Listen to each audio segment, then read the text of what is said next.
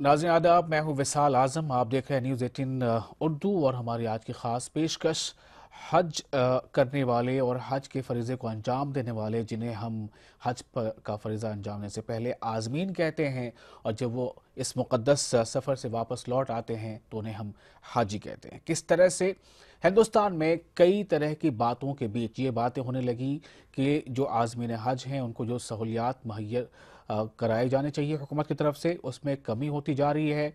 जबकि हुकूमत के लोगों का यह दावा रहा कि हज जो है पहले से बेहतर हुआ, इंतजाम पहले से बेहतर हुए। इन सब के बीच एक खबर ये रही कि जो रकम हाजियों ने हज के लिए जमा की थी, हज से वापस लौट आए हैं, अब ये खबरें हैं कि उन्हें और पैसे अदा करने होंगे, यानी हाजियों पर इजाफी बोझ।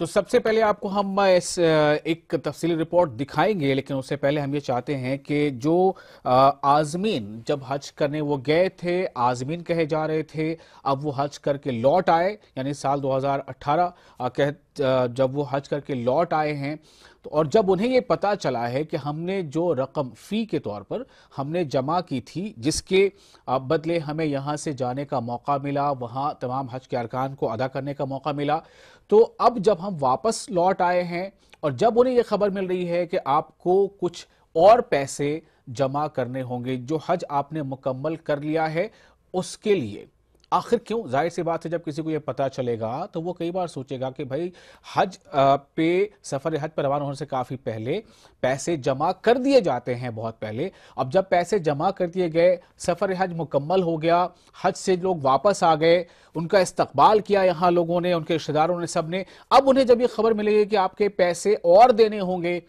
तो उनका रिएक्शन क्या होगा? ये मामला पूरा है क्या? इस पर तफसीली एक रिपोर्ट हम आपको पहले दिखा रहे हैं। एक रिपोर्ट देखिए, उसके बाद हम आगे गुफ्तगू करते हैं।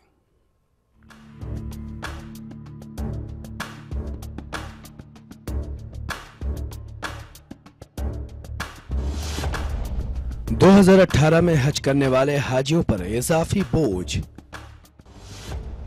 हज कमेटी ऑफ इंडिया हाजियों से वसूल करेगी 73 करोड़ रुपए। हज कमेटी ऑफ इंडिया ने जारी किया रकम वसूली का फरमान।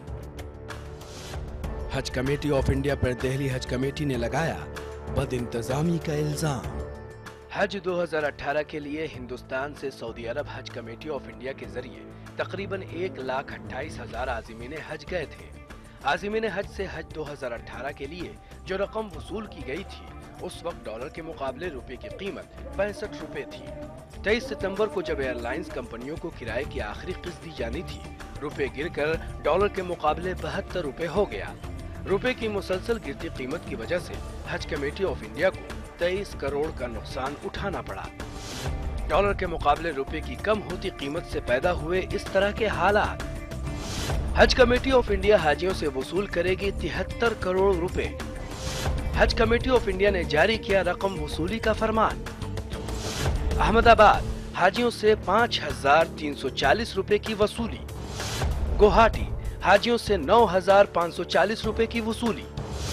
दिल्ली हाजियों से 5,825 रुपए की वसूली। श्रीनगर हाजियों से 8,320 रुपए की वसूली। कोलकाता हाजियों से 7,154 रुपए की वसूली। हैदराबाद हाजियों से 5,265 रुपए की वसूली।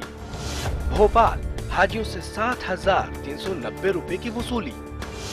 गया हाजियों से 8,060 रुपए की वसूली। औरंगाबाद हाजियों से 6,850 रुपए की वसूली।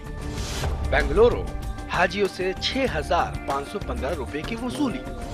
कोची हाजियों से 6,205 रुपए की वसूली। चेन्नई हाजियों से 6,390 रुपए की वसूली। गोया हाजियों से 6,650 रुपए की वसूली। जयपुर हाजियों से 6,250 रुपए की वसूली। लखनऊ हाजियों से 6,495 रुपए की वसूली। बेंगलोर हाजियों से 6,720 रुपए की वसूली। मुंबई हाजियों से 4,670 रुपए की वसूली। नागपुर हाजियों से 5,600 रुपए की वसूली। रांची, हाजियों से 8,730 रुपए की वसूली।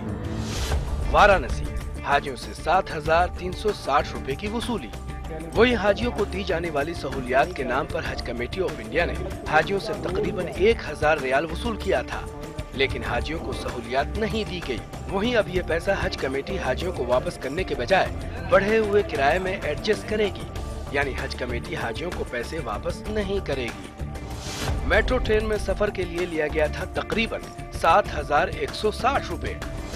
मदीना में मरकजिया में क़याम के नाम पर लिया गया था 7,160 रुपए। मदीना में रिहाइश के नाम पर लिया गया तकरीबन 895 रुपए। मदीना में बेड देने के नाम पर लिया गया 2,630 रुपए, जिसे अब हज कमेटी ऑफ इंडिया लौटाना नहीं चाहती। कांग्रेस लीडर राशिद अलवी ने हाजियों से पैसा वसूली को लेकर हुकूमत पर सख्त तनकीद की है। राशिद अलवी ने कहा कि हुकूमत को ग्लोबल टेंडर करना चाहिए था। सामने आया है, देश के लोग इंतजार कर रहे हैं कि जल्द अज जल्द चुनाव आए और इनसे छुटकारा मिले। पहले सब्सिडी खत्म की, अब उन पे जबरदस्ती बोझ डाला जा रहा है गरीब लोगों पर। हमारा कहना था सब्सिडी खत्म कर दीजिए, लेकिन जो एयर फेयर है, हवाई जहाज का किराया है, इसके लिए टेंडर कीजिए और पूरी दुनिया से जो एयरलाइंस हैं उनसे टेंडर मंगाइए, तो ये कीमत घट के आधी रह जाएगी। लेकिन सरकार इस जनता को सिर्फ परेशान करना चाहती है। ये सरकार जनता दुश्मन सरकार है। वहीं दिल्ली हज कमेटी ने प्रेस कॉन्फ्रेंस करके हज कमेटी ऑफ इंडिया के खिलाफ महाज खोल दिया है। दिल्ली में प्रेस कॉन्फ्रेंस करते हुए दिल्ली हज कमेटी के चेयरमैन हाजी इशराक और मेंबरान ने हज कमेटी ऑफ इंडिया पर हज में बदइंतजामी का इल्जाम लगाया है। हालांकि दिल्ली हज कमेटी के मेंबर फिरोज अहमद ने कहा कि हज कमेटी ऑफ इंडिया और हुकूमत का ये दावा बेकार है कि इस बार का हज बहुत अच्छा हुआ है। जितने भी सेंटर के एयरपोर्ट पे काम थे, वो सारे हमारे कहने के बावजूद भी उन्होंने कुछ चेंज नहीं करा। जो उनकी मर्जी हुई वो काम करा और हमारे हाजियों को बहुत दिक्कत आई। जो चेयरमैन हैं वो अकेले वो अपनी मर्जी से काम करते हैं। सरकार का बदले की भावना है कि दिल्ली सरकार को काम ना करने दो। कुछ जो एग्रीमेंट होता है उसकी एग्रीमेंट जो है वो पार्ट पेमेंट से होती है। अगर इस केस में पहले हुआ है कि जहां कन्वर्जन रेट घटा है, मतलब डॉलर 60 रुपये था वो 58 रुपये हो गए हैं और फाइनल पेमेंट तक डॉलर कम गया है, तो उससे हाजियों को वो पैसे रिफंड भी मिले। साल 2013 में जब ये सूरत हाल पैदा हुई थी, उस वक्त हज कमेटी ऑफ इंडिया को 63 करोड़ रुपए के खसारे में से कुछ करोड़ रुपए ही हासिल हो पाए थे। इस वक्त 73 करोड़ रुपए के खसारे का सामना है, इसलिए हज कमेटी चाहती है जो आज़मीन का बकाया है उसको एडजस्ट कर दिया जाए। लेकिन ये बात भी तय है, इससे खसारा कम तो हो जाएगा, लेकिन खसारा ज़रूर होगा और ये खसारा करोड़ों में होगा। कैमरामैन नगीर के साथ खुर्रम शहजाद, न्यूज़ 18 दिल्ली। और आपने रिपोर्ट देखी इस मामले पर कि जब जो आज़मीन सफ़र हज से वापस लौटा है वो हाजी हो गए, जब उन्हें यह खबर मिल रही है कि पैसे और जमा करने होंगे तो उनका रिएक्शन क्या है ये भी आपको हम दिखाएंगे। पहले आपको बता दें कि हमारे साथ कौन कौन इस पूरे मौजू में हमारे साथ जुड़ रहे हैं। फिरोज अहमद साहब जुड़ेंगे जो मेंबर हैं दिल्ली हज कमेटी के, कुछ देर में हमसे जुड़ेंगे वो दिल्ली स्टूडियो से। हमारे साथ इरफान खान साहब हैं जो मेंबर हैं मरकजी हज कमेटी के, यानी सेंट्रल हज कमेटी ऑफ इंडिया के मेंबर इरफान खान साहब हमारे साथ हैं। और महबूब अली कैसर साहब से हमारी कोशिश होगी बात करने की, जो चेयरमैन है सेंट्रल हज कमेटी की, हालांकि अभी हमारे साथ वो जुड़े नहीं हैं। इनायत हुसैन साहब हमारे साथ फोन पर जुड़ेंगे, वो भी मरकजी हज कमेटी के मेंबर हैं। और साथ ही हमारे रिपोर्टर खुर्रम होंगे, मोहिउद्दीन भी मुंबई से होंगे, उनसे भी हम बातचीत करेंगे। सबसे पहले इरफान खान साहब हमारे साथ मौजूद हैं, मरकजी हज कमेटी के मेंबर। इरफान साहब, आपको हमारी आवाज मिल रही है? जी जी जी इरफान साहब, आपका इस्तकबाल करते हुए ये सवाल है कि आज़मीन हज जो अब हाजी हो गए, जो हुज्जाज कराम हो गए, उन पर ये इजाफी बोझ क्यों, इसकी वजह क्या है और क्या इसका कोई दूसरा रास्ता नहीं था? सबसे पहले तो मैं आपको मुबारकबाद पेश करना चाहता हूँ जी। अपने न्यूज 8 उर्दू चैनल है, 8 टीवी उर्दू चैनल है जी, उसने डिबेट की शुरुआत की। और अभी मैं अपने बहुत ही अजीज दोस्त और कांग्रेस के बहुत ही सीनियर लीडर राशिद साहब को भी सुन रहा था। खान साहब को भी सुन रहा था, जो दिल्ली स्टेट हज कमेटी का रुकन है। जी। सबसे पहले तो मैं आपको ये बताना चाहता हूँ कि हज कमेटी ऑफ इंडिया जो एक इदारा है वो पार्लियामेंट्री एक्ट से बना है और वो नो प्रॉफिट नो लॉस पर चलने वाला इदारा है, जिसमें सिर्फ जो है जब हाजियों के लिए फार्म भरे जाते हैं तो हम तो 300 रुपए जो है फार्म के वसूलते हैं, उसमें जो 100 हज कमेटी ऑफ इंडिया लेती है और 200 रुपए जो है वो स्टेट की जो हज कमेटीज हैं उनको चले जाते हैं। जी। तो हमारा जो भी खर्चा चलता है, अखराजात चलता है, वो सिर्फ जो 100 रुपए का फार्म हमें उसके बदले में मिलते हैं, उस पर पूरा हमारा इतना बड़ा स्टाफ है, इतना बड़ा काम है, उस पर चलता है। सबसे पहले तो मैं ये वादे करना चाहता हूँ। ठीक है। क्योंकि मैंने देखा, जैसे राशिद अल्वी साहब अपनी रिपोर्ट में बता रहे थे, तो बहुत ही मतलब जो है अच्छे इंसान है और बहुत ही बड़े वकील भी हैं, लेकिन ये हज कमेटी ऑफ इंडिया के बारे में अगर वो इतने नादान है तो मुझे उनकी इस नादानी पर तरस आता है। चलिए ठीक है, हमारी भारतीय मैं ग्लोबल टेंडर वाले मामले पे पूछूंगा आपसे बाद में, अभी नहीं पूछूंगा। पहले मुझे ये बता दीजिए कि जो हमारे हुज्जाज कराम ये सोच रहे हैं कि भाई जो हमसे मुआहिदा, एक मुआहिदा ही तो हुआ था ना, फॉर्म भरे गए, जो खर्च बताए गए वो खर्च दिया गया, अब वो घर लौट आए हैं, लोग उनका इस्तकबाल कर रहे हैं, अब हाजी साहब हो गए, अब इसी बीच उनको खबर मिलती है कि और पैसे जमा करने हैं। मैं उसी की तरफ आ रहा हूँ, मेरी बात मुकम्मल होने दीजिए। तो मैं वो बीच में आपने रोक दिया, तो मैं चाहता हूँ कि मेरी जब तक बात पूरी ना हो तो आप इंटरप्ट ना करें, बड़ी आपकी देखिए वक्त की कैद रहती है इरफान साहब, इसीलिए जो हमारा सवाल है और जो हमारा मौजू है इजाफी बोझ, इसके बारे में हमें जवाब दीजिए कि ये इजाफी है या नहीं, अगर है तो क्यों है। मैं उसी की तरफ आना चाहता हूँ, लेकिन पहले आप समझ लीजिए, जब तक हम उसके पूरे बैक में नहीं जाएंगे तो कोई भी मतलब जो इस पर डिबेट करने वाले नहीं समझ पाएंगे, जो जितने भी हमारे साइकिन अगर इसको सुन रहे होंगे वो नहीं सुन पाएंगे। ठीक है। तो वो उस 100 रुपए में ही हम सब कुछ अपने अखराजात पूरे करते हैं। और जो अभी आपने बात बताई, एक रिपोर्ट दिखाई है, जो एक सर्कुलर जारी हुआ है, उसके बारे में भी मैं बताना चाहता हूँ। जिस टाइम पर टेंडर हुआ था जी, सबसे पहले ग्लोबल टेंडर कभी हो नहीं सकता। खुद राशिद अल्वी साहब लगातार पिछले 60 साल से सरकार को यहाँ देश में चला रहे हैं, तो ये उनकी ही सरकार का माहदा सऊदी गवर्नमेंट और इंडियन गवर्नमेंट में हुआ था कि 50% जो है सऊदी नेशनल कैरियर जो है वो हुजाज कराम को हिंदुस्तान से नहीं पूरी दुनिया के जितने भी एम्बार्केशन पॉइंट है वहां से लेकर जाएगा, और 50% जो है जो उस देश की जो है वो नेशनल एयरलाइंस है, जैसे हमारे यहाँ इंडिया या बाकी दीगर एयरलाइन है, वो लेकर जाएंगी। तो अगर वो इतने ही हाजियों के हमदर्द थे तो उन्होंने अब तक क्यों ग्लोबल टेंडर नहीं बनाया?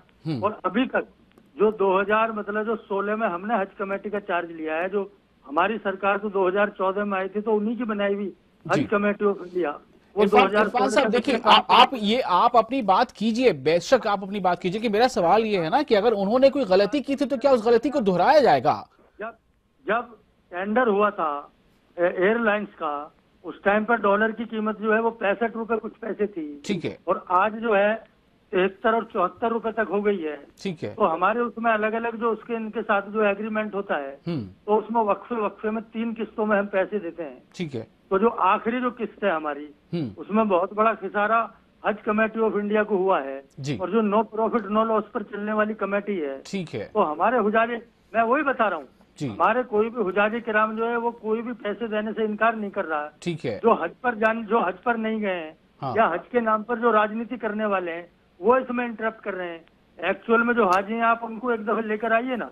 ठीक है, मैं अभी उनके भी आपको बयान सुनाऊंगा, मेरे पास रिएक्शंस है उन लोगों का, मैं सुनाऊंगा, इसलिए मैंने रोक रखा है ताकि अब जब कोई ऐसी बात हो तो उसको सुना सकूं। उनमें से हो सकता है कुछ लोगों ने कहा हो कि ठीक है अगर जरूरत है तो। लेकिन मैं आपसे जानना चाहता हूं कि आपने, अच्छा इरफान साहब आप मुझे बता पाएंगे इस बार कुल कितने फॉर्म भरे गए थे? अगर कुछ खिसारा होता है तो हाजी इरफान साहब इस बार कुल कितने फॉर्म भरे गए थे?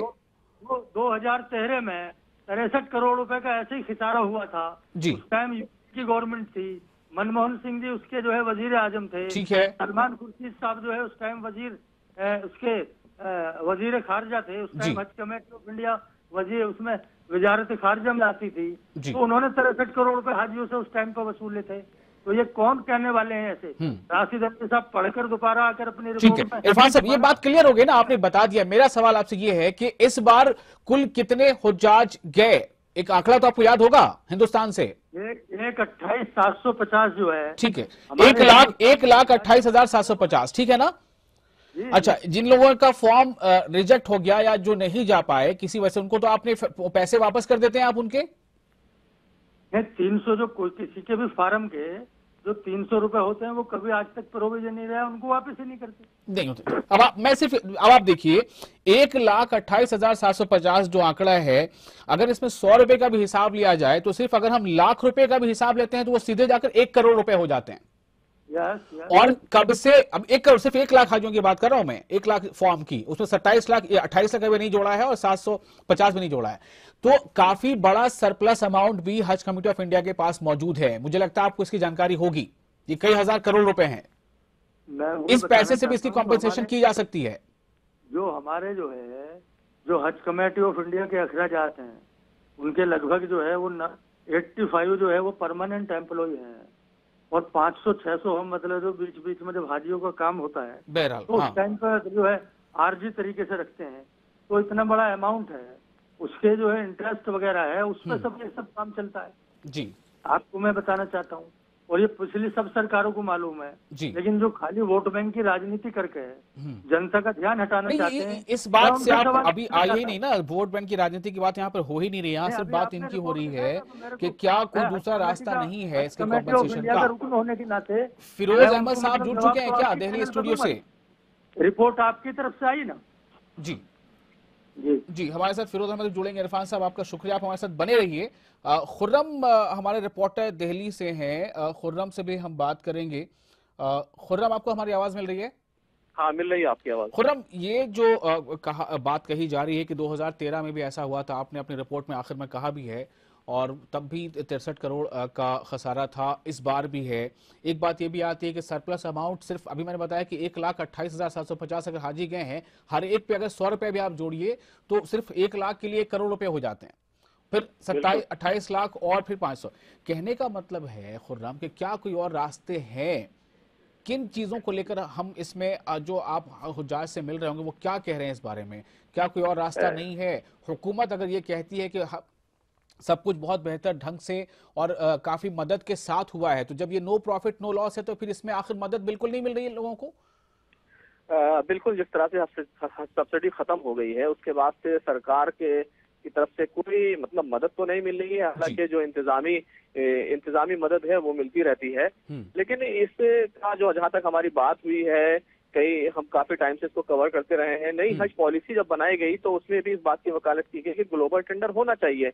और जहाँ तक इस मामले की बात है कि डॉलर में एक्शन होता है, हम देखते हैं जो रिहाइश है सऊदी अरब में, वो या कोई फूडिंग है या कोई और दूसरा मसला है, उस सबका ऑक्शन जो होता है, उसका टेंडर जो निकाला जाता है वो रुपए में होता है या फिर रियाल में होता है। तो अगर जिस तरह से सऊदी अरब की जो बात की जाती है कि ग्लोबल टेंडर नहीं हो सकता क्योंकि सऊदी अरब कहता है कि हमको 50% हाजी हम लेके ही जाएंगे, तो हमें डॉलर के बजाय हमें जो है वो हम टेंडर जो है वो रियाल में कर सकते हैं या फिर रुपए में कर सकते हैं, क्योंकि दोनों ममालिक पहले से बहुत करीब हैं और इनके ताल्लुकात भी हैं, और इसी ताल्लुकात की बुनियाद पर जो है ग्लोबल टेंडर नहीं होता है। हालांकि ये अपने आप में एक बड़ा सवाल है कि जब 1,28,000 हाजी इतने पहले से बुकिंग कराते हैं अपनी, तो उसका किराया आधा हो जाना चाहिए, लेकिन फिर भी डबल किराया दे करके हाजी जाते हैं। तो उसके बाद डॉलर का रेट बढ़ जाता है, और जब रेट बढ़ जाता है तो हाजियों पर जो है 5,000 से लेकर के 9,000 रुपए का इजाफी बोझ ये आ रहा है, जो हाजी अमूमन है अदा करेंगे। लेकिन जिस तरह की रिवायत रही है, जिस साल 2013 में हुआ था जब 63 करोड़ रुपए का खसारा हुआ था, तो 5 करोड़ से भी कम जो है वो पैसा हज कमेटी को वापस आया था जी। तो इसी हज कमेटी ये बात जानती है कि पैसा वापस आना मुश्किल है, इसी वजह से हज कमेटी ये कर रही है जो बकाया जात देना है उसमें एडजस्ट कर रही है। लेकिन मेरा कहना सिर्फ इतना है कि अगर सरकार चाहे तो एक रास्ता ये हो सकता है कि रुपए में या फिर रियाल में जो है वो टेंडर करे इसको लेकर के भी, क्योंकि सऊदी एयरलाइंस के साथ जो है हमारा जो है वो इस तरह का कॉन्ट्रैक्ट है जी। इरफान साहब, आप सुन रहे थे, क्या ये मुमकिन नहीं है कि रुपए में या रियाल में ही इसका टेंडर हो? और साथ ही साथ ये कि क्या एयर फेयर जो है उसको लेकर के भी टेंडर नहीं होना चाहिए आलमी पैमाने पर, कि दूसरे भी हम इंटरनेशनल जो फ्लाइट ऑपरेटर्स हैं उनको हम इनवाइट कर सके? इरफान साहब, आपको आवाज मिल रही है? लगता है हमारे साथ वो नहीं है, हम उनसे फिर कोशिश करेंगे बात करने की। हमारे साथ इनायत हुसैन भी जुड़ने वाले हैं, जो भी मेंबर हैं मरकजी हज कमेटी के, उनसे भी हम कोशिश करेंगे बात करने की। फिरोज अहमद साहब जुड़ चुके हैं दिल्ली से, दिल्ली हज कमेटी के मेंबर हैं। फिरोज साहब, आपका इस्तकबाल है। ताखिर हो गई थोड़ी, मुझे लगता है आपको स्टूडियो तक पहुंचने में, बहरहाल क्या वजह थी मैं ये जानना नहीं चाहता। फिरोज साहब, क्या है मामला? एक मामला तो ये है कि आप एक तरफ जो हुकूमत और ये जो हमारा महकमा है अक़लियती फलाह का, वो इस बात को लेकर पीठ थपथपा रहा है कि बहुत ही शानदार ढंग से इस बार हज के सारे इंतजाम हिंदुस्तान से लेकर अरबिया तक में होती रही। आपकी तरफ से ये बातें आ रही हैं कि बद इंतजामी रही। दूसरी तरफ अब बात यह है कि जो हुज्जाज वापस लौटे हैं, अब उनको ये खबरें जा रही हैं कि भाई आपको और पैसे जमा करने हैं। फिरोज साहब, देखिए, आपको बहुत ईमानदारी के साथ जब आप किसी काम को करते हैं तो आपको एक चीज़ तय करनी होती है कि आप एक फैसिलिटेटिंग एजेंसी हैं या अर्निंग एजेंसी हैं जी। अगर आप अर्निंग एजेंसी हैं तो सवाल और जवाब यहीं पे ख़त्म हो जाते हैं, और अगर आप फैसिलिटेट कर रहे हैं फलाह बहबूद के लिए, दुआ के लिए, हाजियों के लिए, और गवर्नमेंट उसमें सपोर्ट करती है, तो आपको उसी नज़रिए से देखना पड़ेगा। जो हज कमेटी ऑफ इंडिया ने जिस तरीके से इंतजामात दिल्ली में किए हैं, वो फीडबैक आपको हाजियों से लेने चाहिए। मैं बहुत सिंपल और प्लेन में ये कह रहा हूं कि अगर एक हाजी अपने एयरक्राफ्ट लैंड होने के बाद 11 घंटे अगर उसको एयरपोर्ट से निकलने में लगता है, और अगर इसको बहुत अच्छा बोलते हैं, तो मुझे बहुत शर्म आ रही है इस बात को बोलते हुए कि हज कमेटी ऑफ इंडिया के जो भी नुमाइंदे हैं वो कहते हैं कि बहुत बेहतरीन ऑपरेशन हुआ। और पहले दिन करीबन वहां से एयरपोर्ट के टर्मिनल से 5 किलोमीटर के फासले पे एक कैंप लगा हुआ था, और कैंप से जाकर के उनको जमजम लेना था। उसमें तकरीबन 2 से 3 घंटे लग रहे थे। ऑन एन एवरेज आप ये समझ लें exit point after the arrival of the flight is 13 hour. अब आप ये बताइए कि एक हाजी 20 घंटे सऊदी अरब में रहा है, 4 घंटे एयरक्राफ्ट पे रहा है, 13 घंटे इंडिया अराइवल के बाद रहा है, और एवरेज हाजी की उम्र जो है 60 साल से लेके 75 साल की है। अब आप ये बताइए ये सही है या गलत है? जो एयरपोर्ट इंफ्रास्ट्रक्चर प्रोवाइड करा रही है, उस एयरपोर्ट इंफ्रास्ट्रक्चर प्रोवाइड कराने पे जो भी कंसर्न अथॉरिटी है, जो चाहे वो माइनॉरिटी अफेयर्स मिनिस्ट्री हो, चाहे एयरपोर्ट अथॉरिटी हो, चाहे वो सिविल एविएशन मिनिस्ट्री हो, क्या उनको इंटरवेन नहीं करना चाहिए? कि जिस तरह की मैग्नीट्यूड के हाजी वहां पे पहुंच रहे हैं, 400 लोगों की ट्रैफिक आ रही है, और जाने का और एग्जिट का रास्ता नहीं है, बैगेज कलेक्शन का रास्ता नहीं है। ये बिल्कुल एक बड़ा मसला है। कई लोगों से शिकायतें मिली हैं, कुछ एक शिकायतें ये भी मिली थी, हमने उसे चैनल पे दिखाया भी था, बदाब्ता वहां से व्हाट्सएप पे वीडियो भेजा गया था कि कैसे लिफ्ट खराब है, जहां उन्हें ठहराया गया है लिफ्ट में लोग फंस भी गए थे, कई कुछ खबरें हमने चलाई थी। यहां मामला आज हम खासतौर से गुफ्तगू कर रहे हैं कि हाजी किसी भी तरह से जब वहां से वो लौट आए हैं हज मुकम्मल करके, कुछ को परेशानियां उठानी पड़ी, कुछ को नहीं, लेकिन अब ये उन्हें खबर मिल रही है कि पैसे उन्हें और देने पड़ेंगे। मैं आपको कुछ हाजियों का जो लौटने के बाद सफर हज मुकम्मल करके लौट आए, उनको खबर मिली कि उन्हें पैसे अब मजीद कुछ पैसे जमा करने होंगे, उनका रिएक्शन सुनाना चाहूंगा आप लोगों को। ऐसे हाजी जिन्हें यह खबर मिलती है कि आप हज करके मुकम्मल करके चले आए और आपने जो पैसे हज के लिए जमा किए थे वो घट गए, आपको और पैसे जमा करने पड़ेंगे। सुनिए उनका रिएक्शन।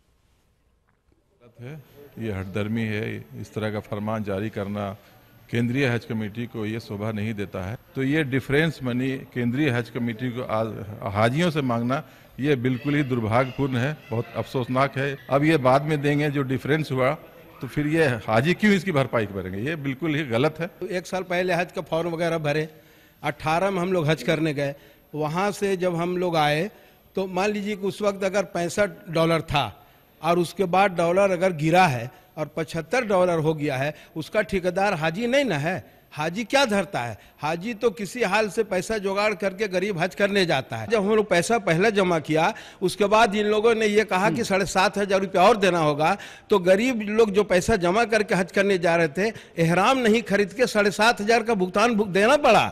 ये कितनी गिरी हुई बात है। हाजी बहुत इंतजाम करके अपना नियत करके जाता हज करने, अब लौट के आने के बाद अब बोलेगा कि 8,000 9,000 रुपये और चाहिए, तो ये हाजी जिम्मेवारी तो पॉसिबल है ही नहीं। 2-4-500 का बात होता तो आदमी सह लेता उसको। 8,000 बहुत मायने रखता और लौट के आने का बाद देना एक पॉसिबल नहीं है किसी हाजी के बाद। और जितने भी हाजी लोग जमा किए वो 8 महीना 6 महीना पहले जमा किए थे पैसा, तो वो पैसा मतलब किस यूज में लाई है हज कमेटी जो अब हाजी लोग से पैसा मांग रहे हैं, तो ये तो गैर मुनासिब है। देखिए हम लोग एक ही घर से 5 आदमी थे और इस तरह के अगर गवर्नमेंट कर रहे हैं, भाई हज से पहले जो उन्होंने किया तो हम तो दिए ही, लेकिन अब दोबारा करे तिबारा करे तो ये तो पॉसिबल है नहीं। और दूसरी बात है, हम हज कमेटी ऑफ इंडिया से गुजारिश करना चाहेंगे कि जो भी हज में जाते हैं भाई उनको जिस तरह से फैसिलिटी बोला जाता है तो देना चाहिए। अभी हम लोग को मीना में बहुत सारा तकलीफ उठाना पड़ा, तो लोग कहते हैं भाई हाजी सबर का मतलब क्या हुआ? हमें जो जद्दोजहद होगा हमारे अरकान में, मैं उसमें ना करूँगा भाई, आपकी फैसिलिटी में तो नहीं करूँगा, मैं उसका पैसा दे के जा रहा हूँ तो मेरे को फैसिलिटी मिलना चाहिए, है ना। क्या हाजी सिर्फ सबर करते हुए जो है ना हज करे चला है? और इस तरह का अगर कुछ बढ़ा है तो भाई उसका हम नहीं जानते, वो आप समझ। चलिए, ये आपने सुना क्या कहना है हाजियों का। और फिरोज साहब आपने हमारी बात सुनी। इरफान साहब आप सुन पा रहे हैं हमें?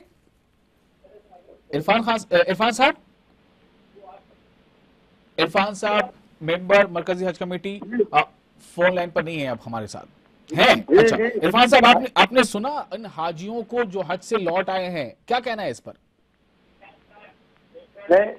मेरी तो सबसे यही गुजारिश है जी, Haj committee of India no profit no loss पर चलने वाला इदारा है। 2013 का मैंने आपको आंकड़ा बताया, आपके खुर्रम साहब ने भी मतलब जो अपनी रिपोर्ट में वो बोला था कि कुछ भी हाजी जो है वो कोई इतना बड़ा अमाउंट नहीं है कि वो इतने बड़ी चलने वाले इदारे की अगर मदद नहीं करना चाहता तो सब मदद करने चाहते हैं। उसमें 2, 4, 10, 20, 50 होंगे जो किसी के बहकावे में या उनके कान में अगर कुछ फूका हुआ होगा तो इसका मतलब विरोध कर सकते हैं, नहीं तो ज्यादातर। ठीक है, ये आपका जवाब है जो आपने पहले भी कहा था। फिरोज साहब आपका क्या कहना है इस पर? क्या हज कमेटी ऑफ इंडिया लाचार है, वो कुछ नहीं कर सकती? ये जो हमने सुना कि उन्हें क्या परेशानियां झेलनी पड़ी और अब ये जो हम ये भी सुन रहे हैं कि उन्हें इजाफी पैसे देने पड़ेंगे। फिरोज साहब वक्त की थोड़ी कमी है, जवाब दीजिएगा। देखिए, सबसे पहली चीज तो ये है कि हर एक इदारा बोलता है कि अपने लेवल पे कि मैं बहुत अच्छा काम करता हूँ जी। आप 100 लोगों को फोन कर लीजिए जो हाजी इस बार आए हैं और उनसे पूछिए कि क्या आपको जो भी इंतजामात किए गए थे उससे आप एकदम सेटिस्फाइड हैं और उनका फीडबैक ले लीजिए।